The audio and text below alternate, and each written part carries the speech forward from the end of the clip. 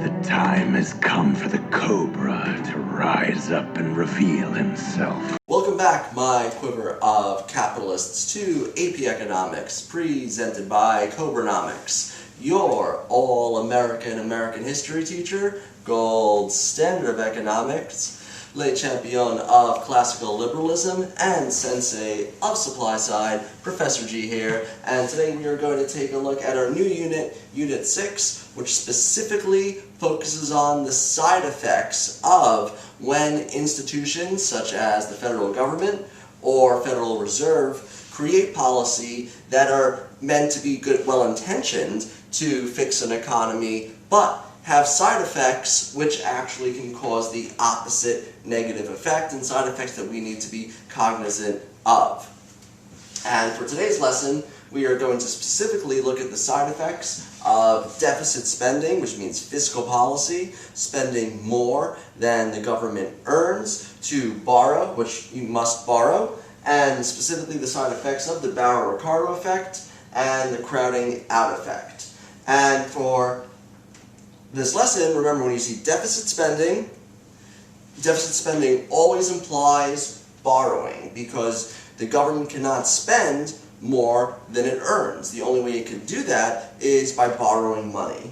And if you see borrowing, if it appears on a free response test or even referencing on a multiple choice, so whenever you see deficit spending, it is borrowing, and the market for loanable funds graph is probably not far behind, because the market for loanable funds graph reflects either the ability and willingness of banks to lend or the ability and willingness of people and institutions and businesses to borrow. And these two effects particularly focus on what happens when the government does a lot of borrowing at once. What are the repercussions on the banking system of the government just withdrawing all of this money from the banking system in order to finance its deficit spending?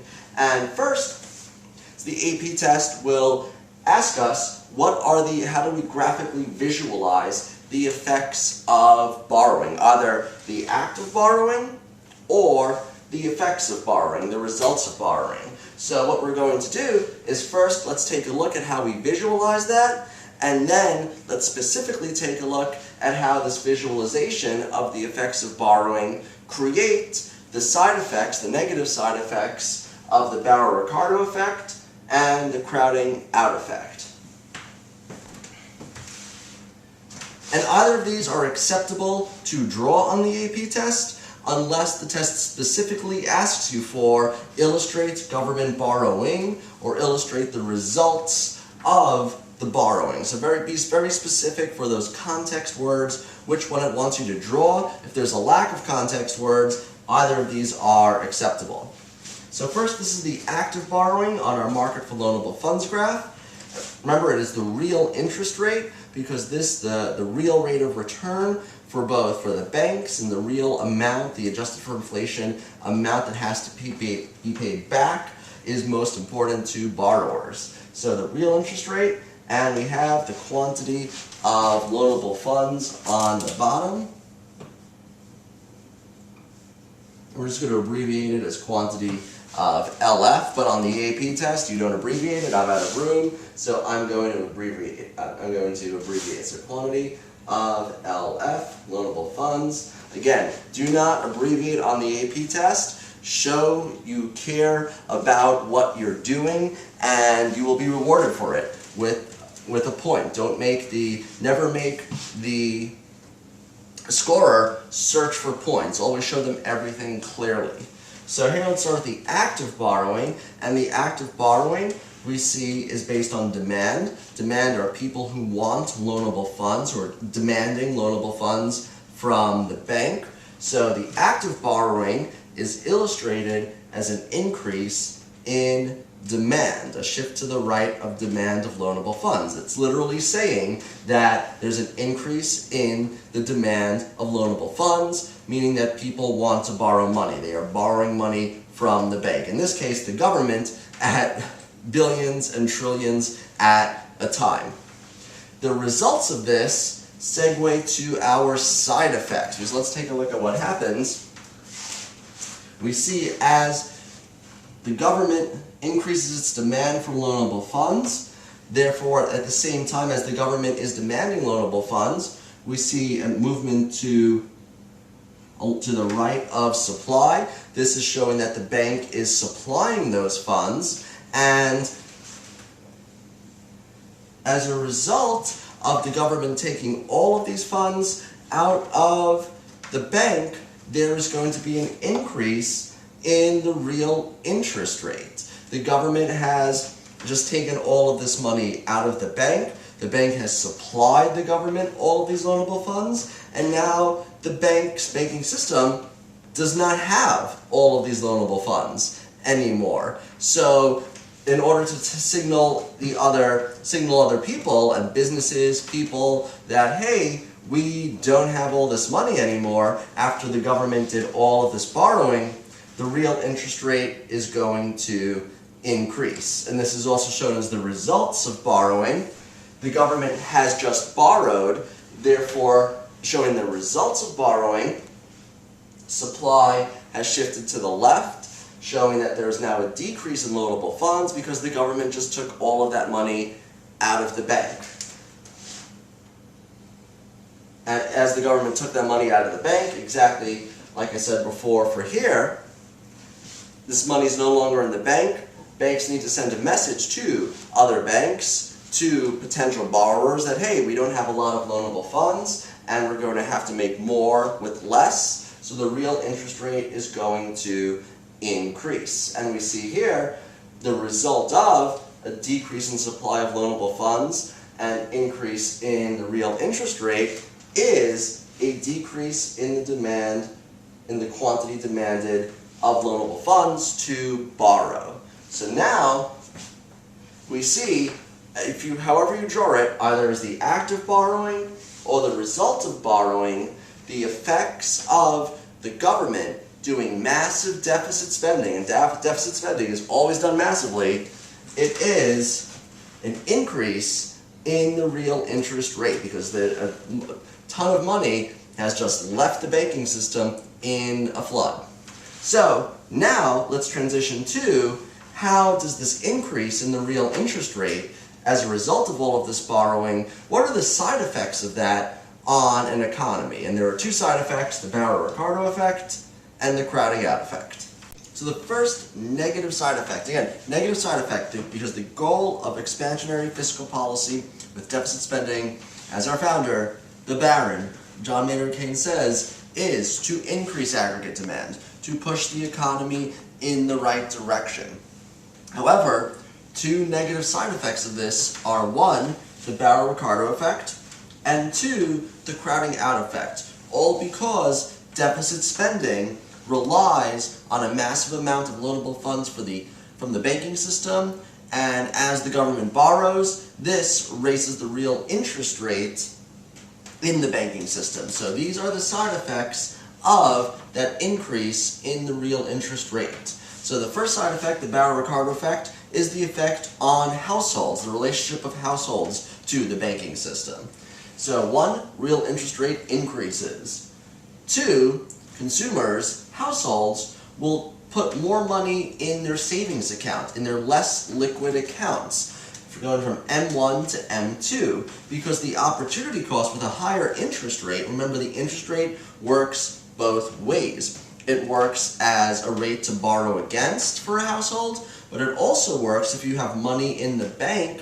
It rewards, if you have your money in a savings account in M2, less liquid accounts, the bank rewards you for keeping your money in these accounts because your money is still a liability, and as a reward for putting your money in less liquid accounts, you are rewarded with an interest rate.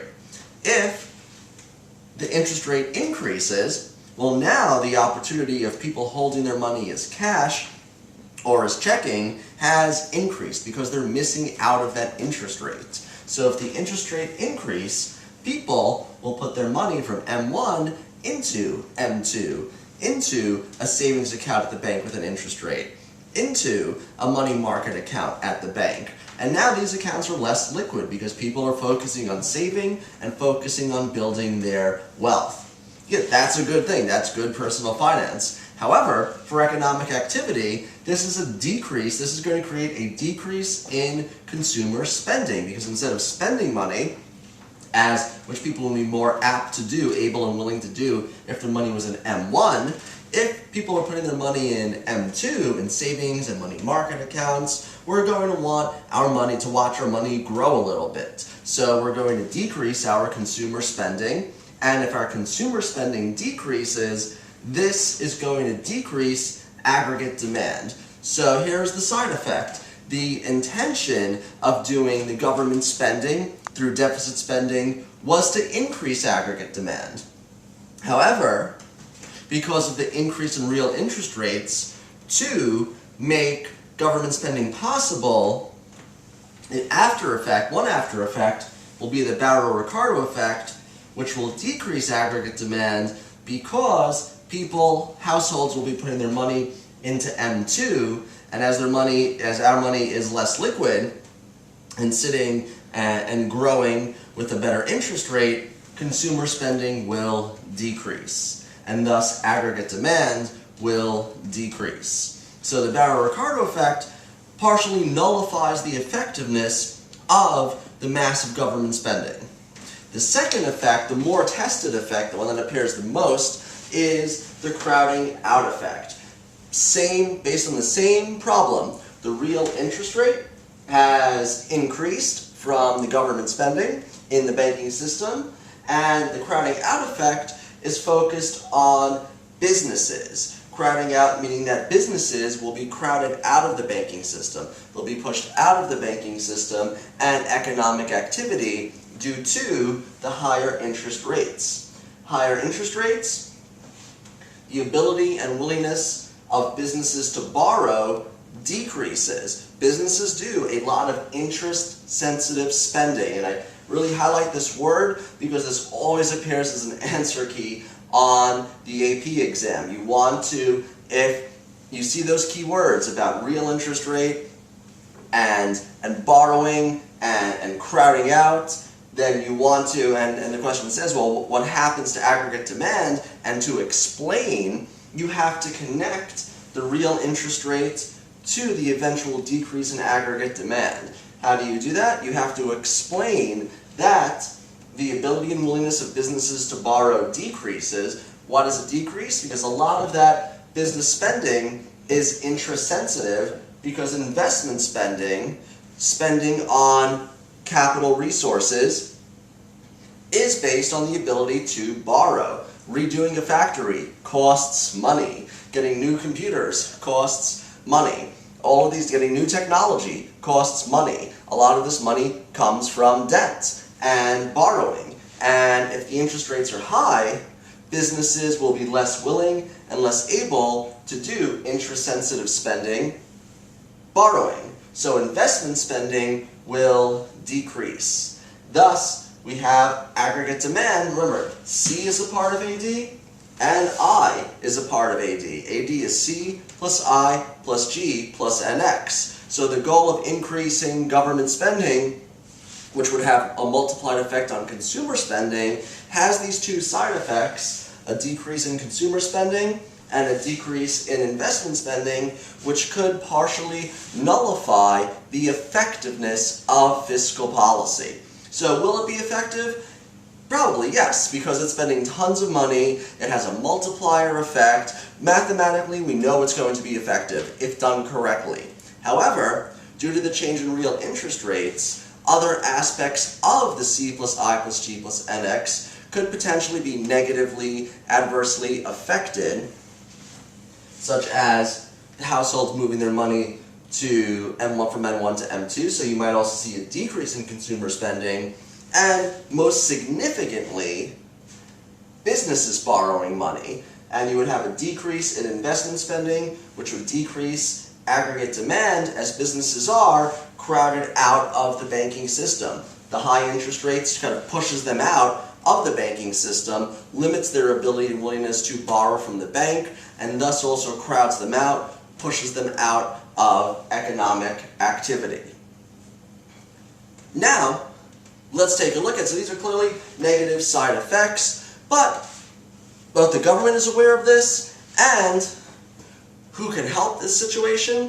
The Federal Reserve. The Federal Reserve is also aware of these side effects, and both institutions want to work together to promote economic activity and economic recovery. So now let's take a look at what the Federal Reserve can do to help nullify these effects.